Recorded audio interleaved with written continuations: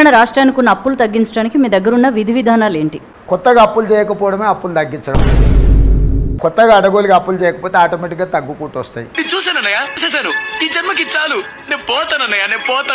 ఎట్లా తీసుకొచ్చేయాలా? ఏ అప్పు పుడతలేదు మార్కెట్లో, ఊడు మనల్ని నమ్ముతలేడు. నేను మళ్ళీ అప్పులు చేయదలుచుకోలే, పప్పు కూడు వండదలుచుకోలే. అప్పు చేసిన పప్పు కూడు ఎప్పటికైనా మనకు ముప్పే అని నేను స్పష్టంగా నిర్ణయించుకున్నాను. మేము తెచ్చిన అప్పు 1/12/2023 నుంచి 28/2/2025 1,58,041 కోటి అప్పు తెచ్చినాం అధ్యక్ష.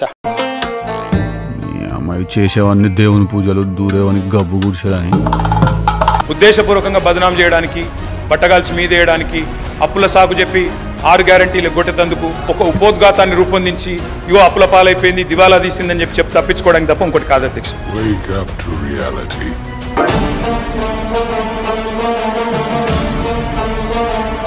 అప్పుల కంటే ఆస్తులు ఎక్కువ ఉన్నాయి.